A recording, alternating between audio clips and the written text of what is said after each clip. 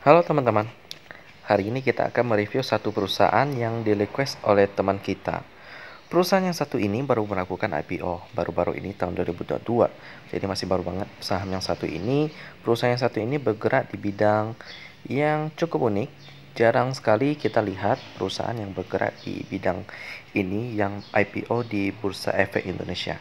Bidang yang mereka tekuni itu di bidang yang cukup membutuhkan keahlian atau skill yang cukup dalam dan cukup berpengalaman yang sudah terasah sedemikian lama ya. Sama seperti bidang saya yang saya kerjakan sekarang bersama dengan orang tua saya, yakni bergerak di bidang tukang gigi palsu. Dimana kalau untuk memulai bisnis ini, awalnya memang sulit dan untuk mempertahankannya juga sulit ya. Kebanyakan daripada kita berpikir bahwa mempertahankanlah yang tersulit. Tapi kalau menurut saya dua-duanya juga sulit ya, karena kalau tanpa dasar kita juga sulit untuk memulai sesuatu. Nah, kalau kita pun sudah mempunyai dasarnya, untuk mempertahankannya pun memerlukan ketekunan untuk mempertahankannya ya. Sama seperti bidang yang ditekuni oleh perusahaan yang satu ini. Membutuhkan keahlian, butuh skill, butuh ketekunan untuk dapat terus bertahan di bisnis yang mereka tekuni ini ya. Karena semakin sulit skill yang dibutuhkan, maka bisnis tersebut akan menjadi bisnis yang lebih sepi, lebih memiliki pasar yang banyak karena kesulitan skillnya ya.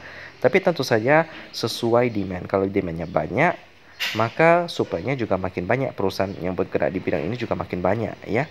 Tapi kalau kita lihat bahwa ada jarang sekali perusahaan yang bergerak di bidang ini ya. Jadi kemungkinan demand-nya juga ya masih situ-situ aja sih teman-teman ya. Bidang yang mereka tekuni ini bergerak di bidang manufaktur, dalam bidang yang menambahkan fitur khusus dalam kendaraan yang sudah ada. Misalnya kendaraan truk, misalnya ditambahkan fitur misalnya dapat dibuat untuk mixing semen, atau misalnya mobil tersebut dapat dibuat untuk menampung cairan tertentu yang biasanya cuma nampung bahan tambang. Nah, itu bidang yang ditekuni oleh perusahaan yang satu ini ya. Kita akan membahas Nusa Tama Berka Tbk dengan kode emiten NTBK yang baru saja melakukan listing pada tanggal 9 Februari 2022. Baru berjalan sekitar 12 hari teman-teman. Jadi masih sangat baru banget. Kita akan membahas perusahaan yang satu ini ya. Pertama kita lihat dulu sejarah daripada perusahaan yang satu ini.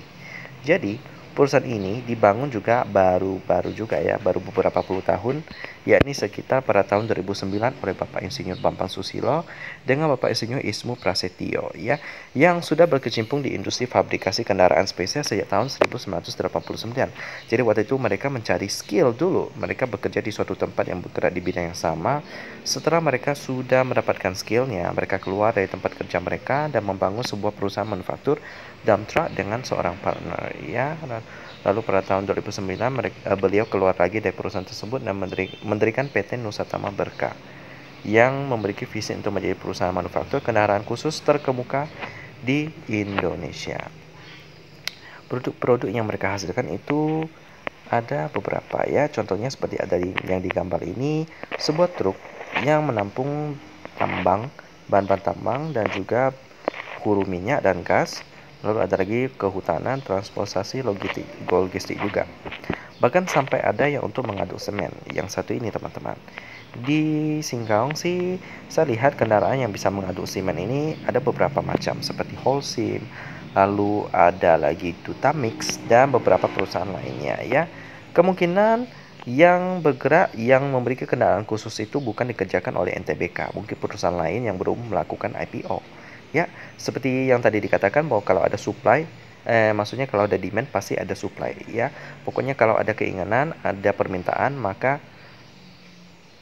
kepada para pekerja pasti akan menemukan cara untuk memenuhi kebutuhan tersebut. Ya. Nah, next kita akan melihat pemegang saham daripada NTBK ini ya. Kata teman-teman sih harga sahamnya kan lagi turun banget nih. Dari listingnya kan harganya 100, sekarang ditutup juga dengan harga 100 rupiah, jadi stagnan ya.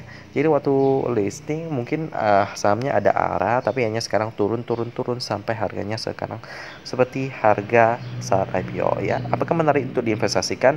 Apakah ada alasan di dalam penurunan harga sahamnya ini? Kita akan lihat sama-sama di ATM Bisnis. Pertama kita lihat dulu pemegang sahamnya yang di atas 10%. Masyarakat porsinya 25% dengan 2 pemegang saham yang di atas 10%. Yang pertama ada PT Ribbon Capital. Kalau kita lihat di sini, pemegang saham mayoritas ini sebesar 51% ini nggak ada sentimen negatif sih. Begitu pula dengan Andri Budi Setiawan juga tidak ada sentimen negatif. Ya, jadi aman-aman aja. Jadi kita lanjut langsung ke dalam fundamentalnya di RT Business ya. Kalau kita lihat di sini sih dari earning per share di RT Business itu masih kacau ya. Karena nilainya itu nggak masuk akal. Jadi kita akan lihat secara manual. Market cap-nya 270 miliar dengan net profit-nya 147 juta ya, kecil banget. Jadi dapat dikatakan bahwa PR-nya itu kecil banget ya, sekitar 1000-an ya, bahkan hampir 2000. Jadi PR-nya ada cukup mahal banget ya. Dengan PBV-nya kalau kita lihat equity-nya 10 miliar dengan market cap 270 miliar, maka PBV-nya adalah 27 kali lipat ya, 20-an lah gitu lah ya teman-teman.